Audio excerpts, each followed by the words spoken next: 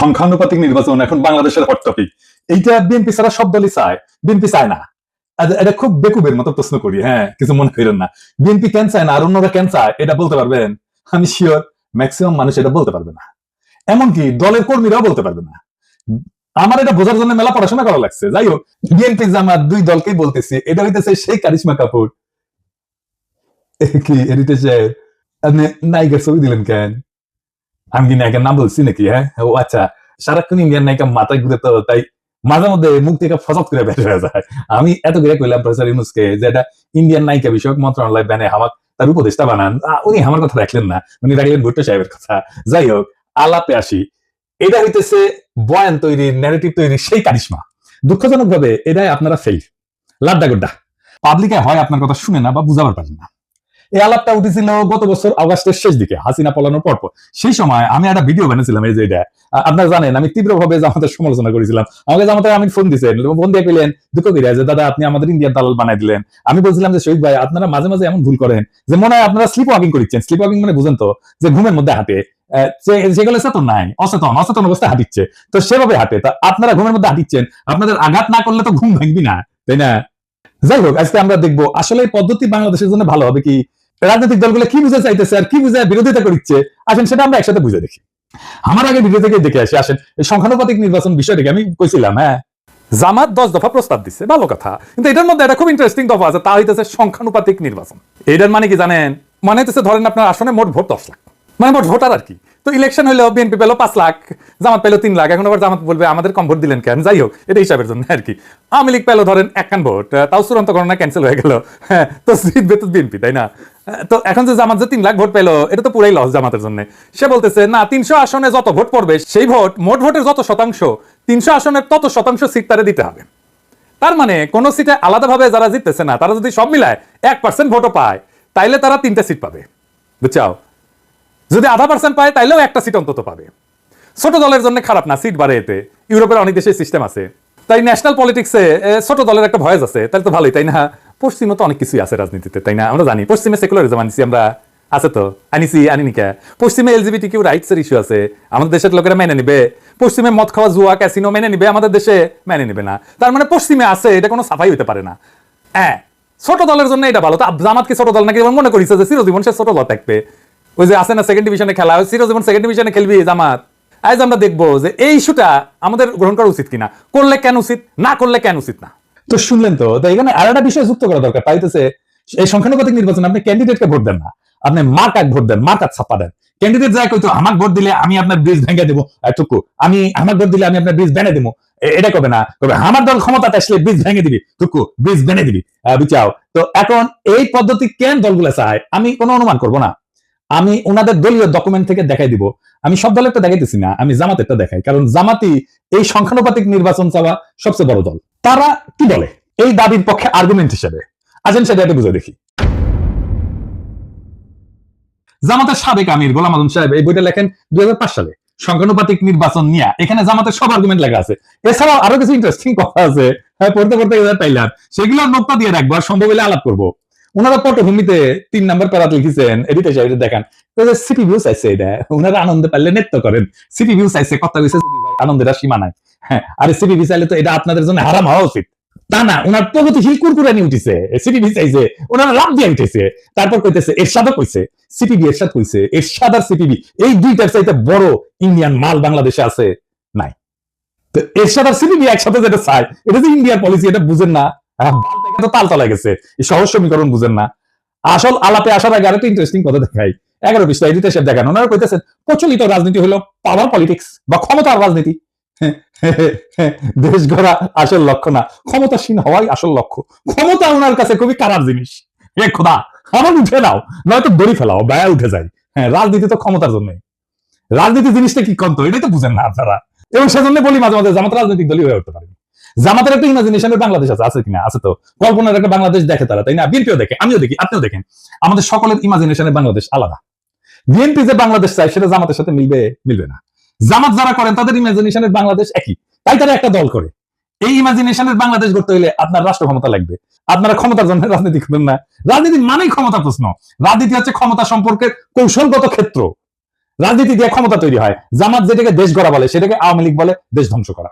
দেশ গড়া কোনো রাজনৈতিক শব্দ না, এটা সাহিত্যের শব্দ। যাই হোক, জামাত বলতেছে একটাই যুক্তি দিচ্ছে এই সংখ্যানুপাতিক নির্বাচনের জন্য, নির্বাচনের টাকার খেলা বন্ধ করবে সংখ্যানুপাতিক নির্বাচন, আর কোনো দ্বিতীয় যুক্তি নেই। ক্যান্ডিডেটদের টাকা খরচা করতে হয়, দেখেন টাকা খেলা বন্ধ করার জন্য জামাত সংখ্যানুপাতিক নির্বাচন চায়। খুব সৎ চাওয়া, তাই না? আচ্ছা, জামাতের ভাইরা বলেন তো, আমি বিএনপি জামাতের উদাহরণ দিব না, কারণ আপনারা তো ভালো ছেলে, সন্ধ্যাবেলা হাত মুখ ধোয়া করতে বসেন, তাই না? তো ধরেন দাঁত জাতীয় পার্টি, যে খারাপ পার্টি আপনাদের কাছে, তাই না? সে তো 7% ভোট পায়, তাই না? বাংলাদেশে মানে সে 21টা সিট পাবে, পাবে কিনা? 21টা না পেলে 15টা পাবে, 15টা না পেলে 10টা পাবে, 10টা না পেলে 5টা তো পাবে নাকি? এর মধ্যে যদি সে এক একটা সিট 500 কোটি টাকায় বিক্রি করতে চায়, হবে না বিক্রি? আপোষে হবে, আওয়ামী লীগের লোকেরাই কিনে নেবে। মজা তো, এলাকায় যাইতে হইলো না, মারপিট করতে হইলো না, ক্যাম্পেইন করতে হইলো না, ভোট কেন্দ্র দখল করতে হইলো না, এমনকি রাজনীতি করতে হইলো না, আপনাকে এমনকি নমিনেশনও কিনতে হইলো না। শোনা যায় নমিনেশন দিয়ে অনেকে টাকা পয়সা নেয় আর কি, অনেক দল আর কি, না আমার কইলাম না আর কি, আপনারা জানেন। আপনার টাকা আছে, আপনার জিতা সিট কিনে নিলেন, নো রিস্ক, হারার কোনো ভয় নাই। ধরেন দল এলাকা ভাগ করে দিল, বললো যে এখন যে সিট আছে ওইভাবে ভাগ করলো, এই সেই সিট অনুসারে এই যে ধরেন বগুড়া 1 আসনে যতগুলো কেন্দ্র আছে, এখানে যদি বিএনপি জিতে, এখানে বিএনপি কইলো যে কাউকে কোনো ক্যান্ডিডেট কইলো এই বগুড়া 1 এর এই কেন্দ্রগুলোর সিটে যদি বিএনপি জিতে, তাহলে তোমার এমপি বানাবো ওই সিটে, তুই ক্যান্ডিডেট খরচা করবে না জেতার জন্য, পারবেন টাকার খেলা কমাইতে, বরং বাড়াই দিবেন টাকার খেলা, আরো কেন্দ্রীভূত করে দিবেন। কারণ ওই পাবলিককে জনগণ ভোট দেবে না, ওই পাবলিককে সিলেক্ট করবে দলের নেতা। আর কি কি সমস্যা আছে? বাংলাদেশের প্রধান রাজনৈতিক দলগুলোতে তো আভ্যন্তরীণ গণতন্ত্র প্রায় অনুপস্থিত, নেতৃত্ব অত্যন্ত কেন্দ্রীভূত।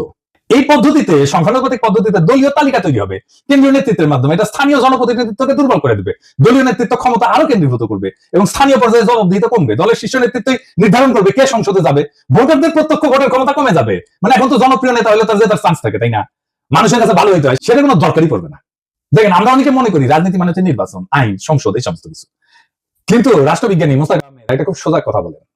উনি বলেন যে রাজনীতি আসলে একটা অদৃশ্য বোঝাপড়া, সেটাতে ঠিক হয় কে ক্ষমতায় থাকবে, কে টাকা খাবে, কে নিরাপদে থাকবে। এই বোঝাপড়াকেই বলা হয় পলিটিক্যাল সেটেলমেন্ট, বা বাংলায় বলে রাজনৈতিক বন্দোবস্ত। এই রাজনৈতিক বন্দোবস্ত ছাত্ররা ভাঙতে চাইছিল, আর সেটাকে তারা বলছিল নতুন রাজনৈতিক বন্দোবস্ত, বুঝেছাও? তো এই বন্দোবস্ত লিখিত না, কিন্তু কিন্তু খুব বাস্তব। বড় বড় রাজনৈতিক দল, আমলা, ব্যবসায়ী গোষ্ঠী, পুলিশ, বিচারক, এলিট সবাই এটা অলিখিত চুক্তিতে থাকে। আমি একটু বুঝাই বলি।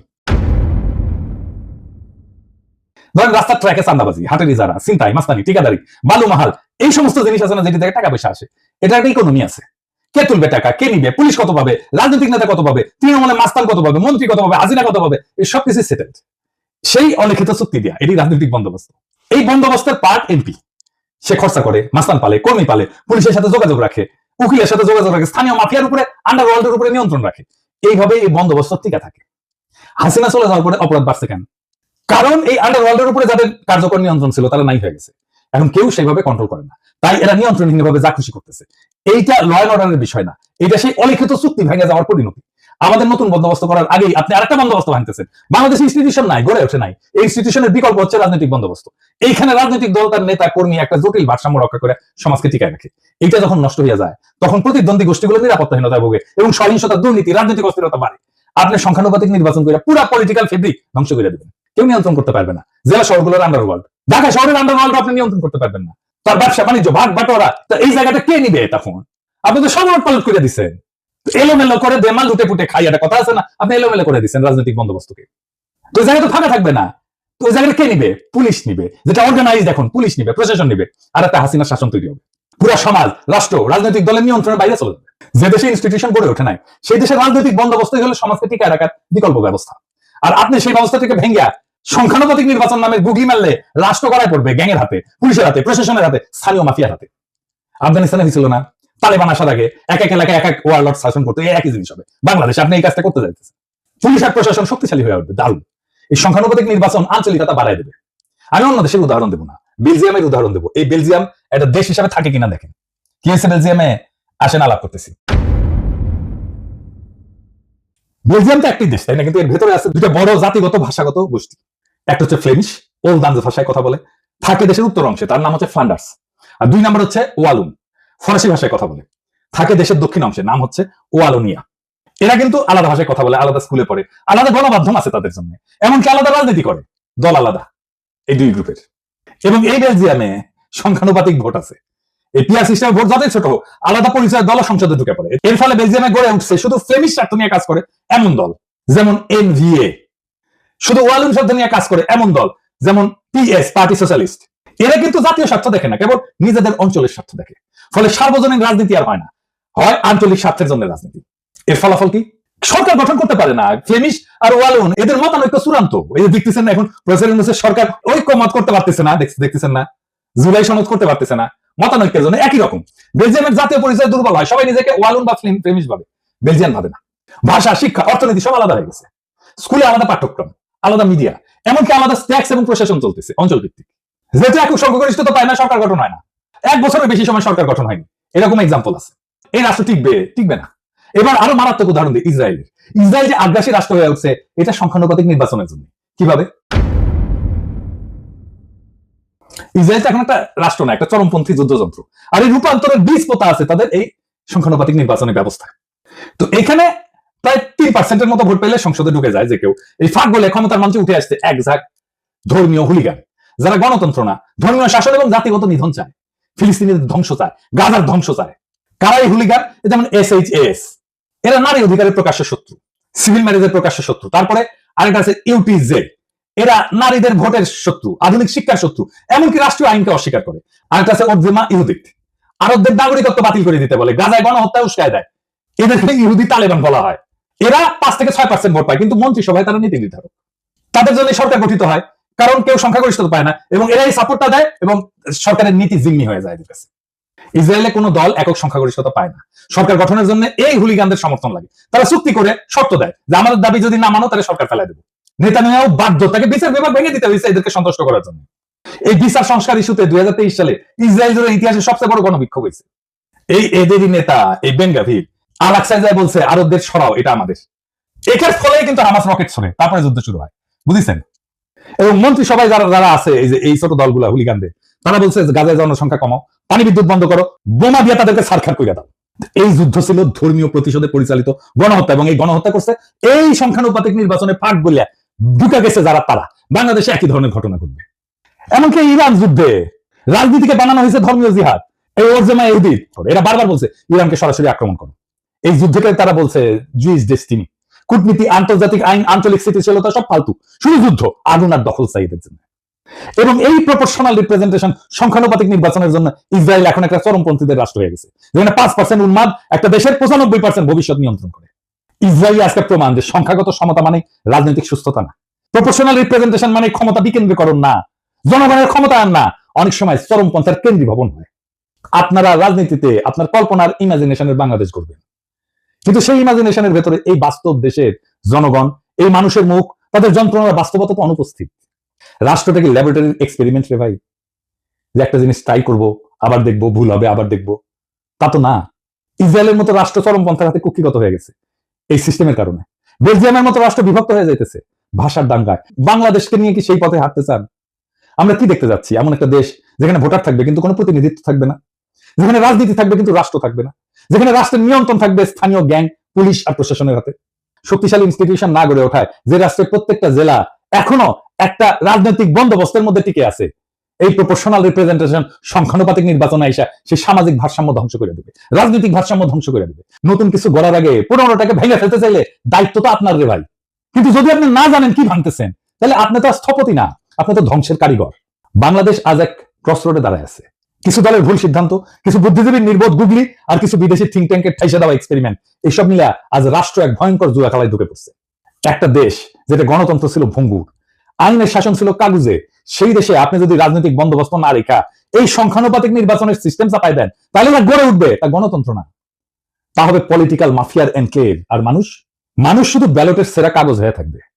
আমরা কি একটা রক্তাক্ত বিপ্লবের পরে এমন একটা পরিণতি চাইছিলাম? বিচারের ভার আজকে আপনাদের উপরে দিলাম। এই দেশ ধ্বংস করিলেন না, এই দেশ ধ্বংস হয়ে যাবে যদি আপনাদের বিবেচনাবোধ অন্ধকার হয়ে যায়, আপনাদের জাজমেন্ট যদি ক্লাউডেড হয়ে যায়। সেই রাস্তায় আমরা হাঁটতে চাই না, আমরা বিপ্লবের রাস্তাতে হাঁটতে চাই।